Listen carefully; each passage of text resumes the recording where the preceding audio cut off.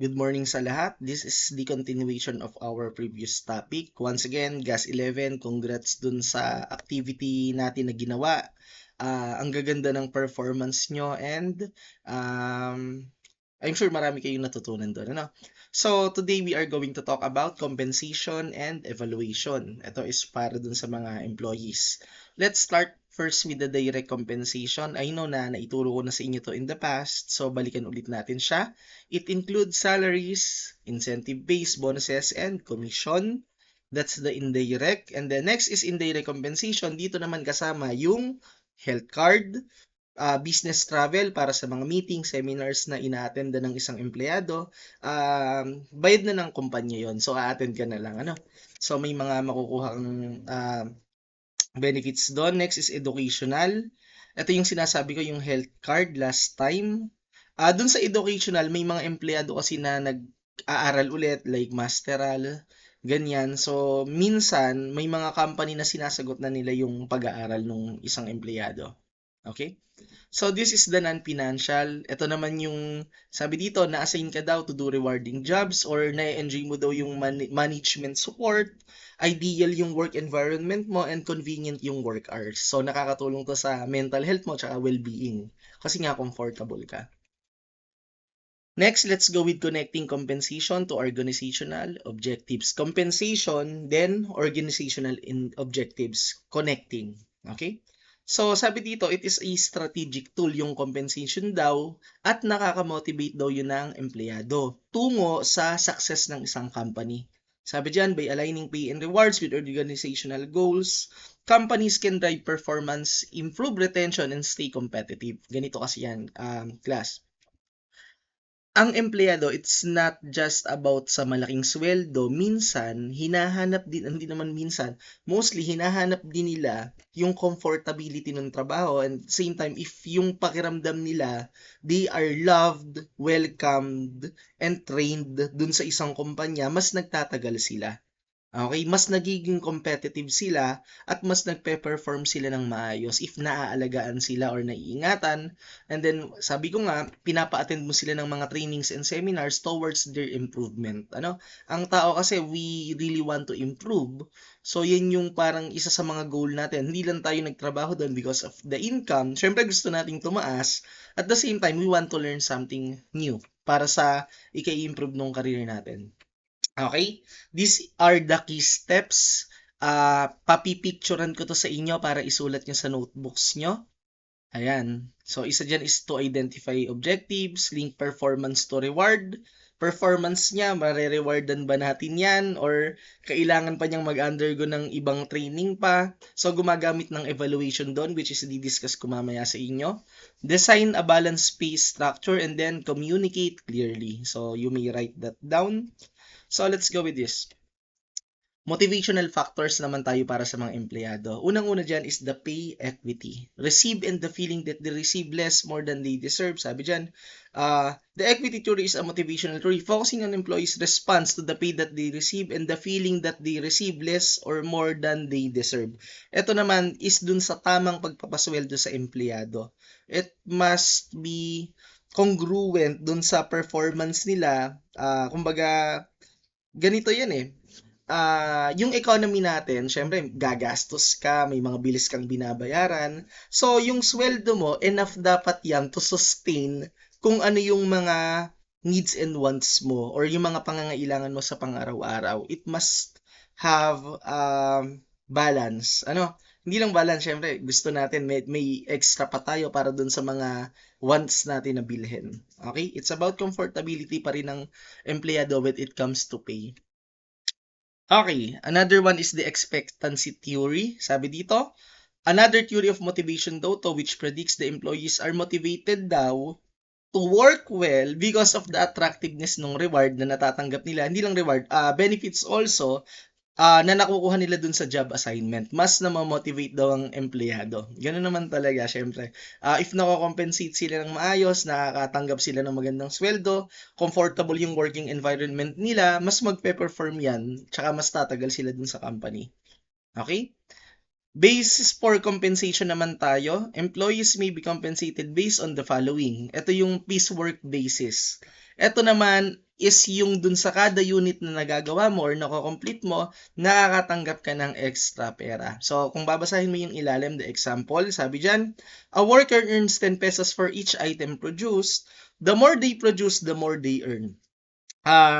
Isa yan.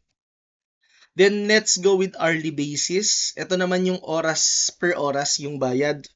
Nung hindi pa ako nasa trabaho ko ngayon, I was employed by um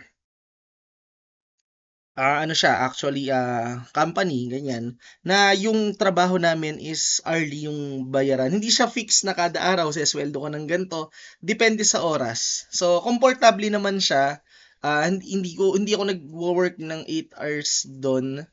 Um, Hindi ko na maalala, kasi ang tagal-tagal na, yun yung mga isa sa mga naging unang work ko, hourly yung bayad niya. Oo, halimbawa, sa isang araw 7 hours ka, minsan 8 ganyan, minsan 6, depende, okay? So comfortable naman siya, flexible somehow.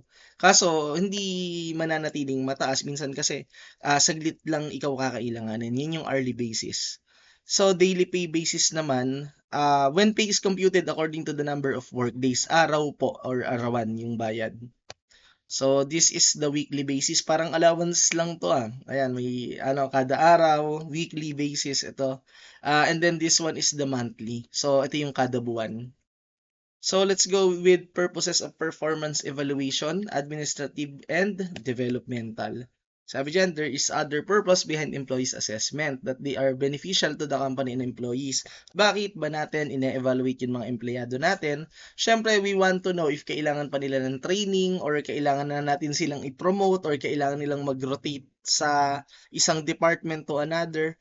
So, let's go with this. Administrative purpose muna tayo. Ito nga yung appraisal or evaluation. Kung i-compensate sila, ipopromote, ita-transfer, or ita-terminate. Nakasulat dito.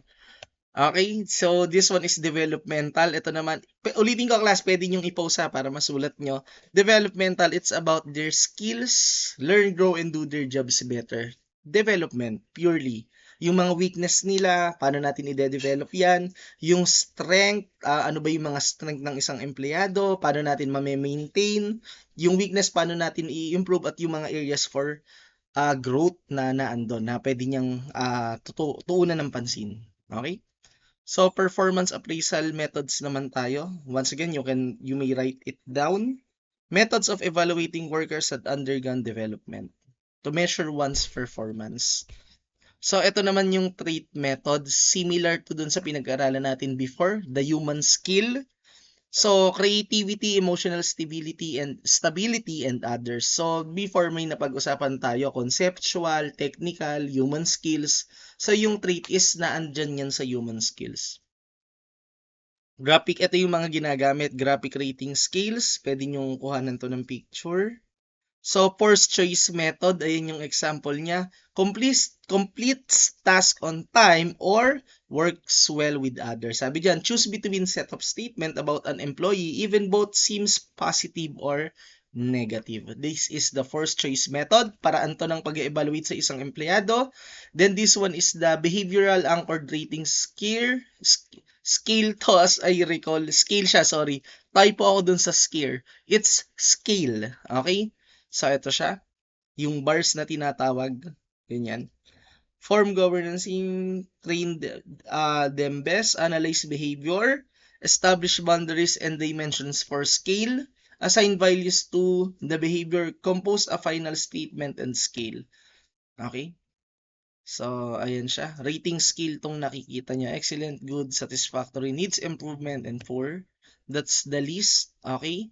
So, this one is the Behavioral Observation Scale, BOS kung tawagin. So, ito yung itsura niya. Rating scale pa rin yan, but specifically on behavior. Behavioral approach to perform appraisal that measures the frequency of observed behavior.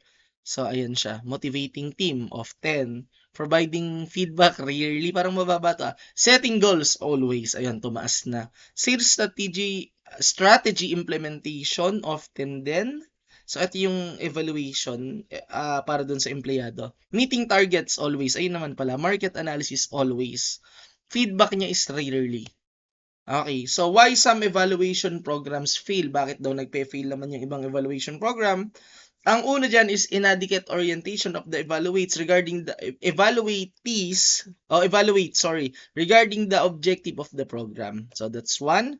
Next, once again, kopyahin nyo to ha. Why some evaluation programs fail? Ito yung una. The next, incomplete cooperation of the evaluates. So, incomplete cooperation. Then, bias exhibited o bias. So, may favoritism yan. May mga gusto sila among the employees. Pag gusto nila, tataasan. Pag ayaw nila, bababaan. Bias exhibited evaluators. That's one. Next is inadequate time to answer evaluation forms is a problem because it can lead to inaccurate, incomplete, or rushed feedback. Hindi to pwedeng madaliin or else magiging inaccurate siya. Then that would be the end of it. We will continue this once na bumalik na ulit tayo sa school. It's about employee relations. Okay? So once again, thank you sa inyong lahat and stay safe. I'll see you next time, okay?